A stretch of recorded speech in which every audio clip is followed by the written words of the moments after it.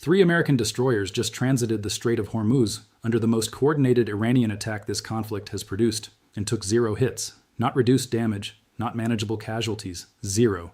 Every drone that Iran launched fell into the Gulf of Oman as inert debris. Every fast attack boat that closed on the formation was destroyed before it reached engagement range. Every ballistic and cruise missile fired from shore-based launch sites was intercepted before it reached any American vessel, and within the hour after that attack failed completely, 4 of the operational nodes that form the entire functional architecture of Iran's Hormuz harassment capability were on fire.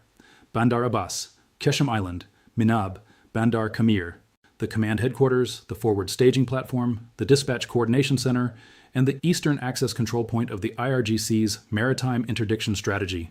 All of them struck in a single night of precision operations by F-35's that Iran's surviving radar systems could not reliably detect. I'm going to tell you exactly what happened in the Strait of Hormuz on May 7th, why the technology that defeated Iran's drone swarm strategy changes the strategic calculus of this conflict more permanently than any single kinetic event could, what the 4 target nodes Iran lost represent in terms of the operational architecture that made its Hormuz doctrine credible, and why Trump's specific framing of the retaliatory strikes as a love tap is the most strategically loaded diplomatic signal this conflict has produced. Stay with me, because what the United States demonstrated in the Strait of Hormuz last night is not a tactical victory. It is the dissolution of the military theory that Iran's entire regional leverage has been built on. Let me start with the technology, because the technology is where the permanent strategic shift happened and where most analysis has been insufficiently precise. Iran's drone swarm strategy was not designed primarily to destroy American ships. It was designed to bankrupt the defense of American ships over time. The economic logic was straightforward and, until recently, genuinely compelling. A Shahed drone costs approximately $20,000 to $30,000 to produce. A traditional interceptor missile costs millions. If you can sustain drone swarm pressure long enough and at sufficient volume, you eventually drive the defending ship's interceptor inventory toward depletion. You create the window where the magazine is empty and the next wave gets through. This is the same operational theory that drained Israeli Iron Dome batteries over Tel Aviv. It is the same logic that makes the drone swarm a strategically serious tool against any defensive architecture that responds to each drone with a missile worth 100 times its cost. The directed energy systems deployed on American destroyers in this theater have dissolved that logic entirely. The Hideouts system, 60 kilowatts of focused energy directed at an airframe, does not fire a missile. It fires a beam of light at the speed of light. The drone's structure fails. The airframe falls. Cost of the engagement to the United States Navy, the electricity required to pull the trigger. The Odin system, the soft kill complement, projects a focused laser onto a drone's electro-optical sensors. The drone goes blind. It loses orientation, loses its target, becomes either a falling object or an unpredictable wandering airframe that other defensive layers can engage at leisure. Both systems are not experimental. They are not developmental programs being evaluated under controlled conditions. They are operationally deployed and performing their designed function against the specific threat category Iran has been employing throughout this conflict. The phrase that carries the most strategic weight in the Chief of Naval Operations description of directed energy capability is infinite magazine. An interceptor missile inventory is finite. You load it, fire it, expend it, require resupply. Extended operations in a contested environment that demands continuous interceptor employment create the logistics vulnerability that Iran's doctrine was specifically engineered to exploit. The directed energy weapon has no magazine in that sense. As long as the ship has power, the system can fire. The resupply requirement is fuel for the generators. Iran spent years and significant resources developing the drone swarm as its primary tool for making American naval operations in the Strait prohibitively expensive. That tool just lost its economic logic against vessels equipped with this technology. That is not a marginal operational setback. It is the collapse of the foundational assumption that made the swarm strategy viable.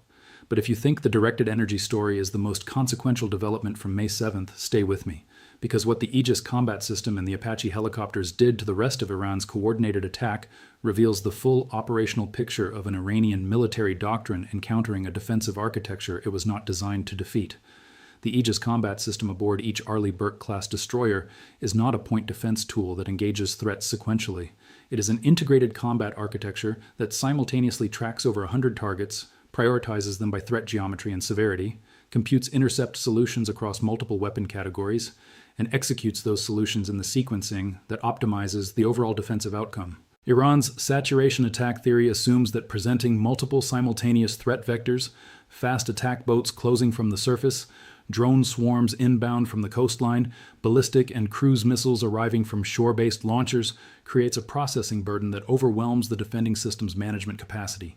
The Aegis does not get overwhelmed by multiple vectors. It was specifically designed and continuously refined to manage exactly this threat environment. Every incoming missile was tracked, prioritized, and intercepted.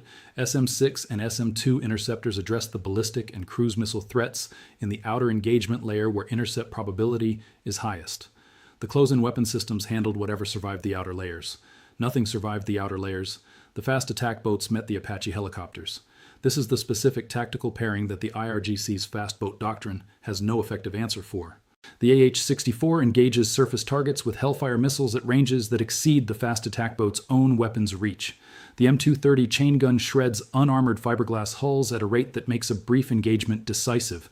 The boats in the lead wave were destroyed before they reached the destroyers. The boats behind the lead wave watched their forward elements get taken apart and had a decision to make. Some scattered, some did not scatter quickly enough. The ones that did not scatter quickly enough joined the lead wave on the bottom of the strait.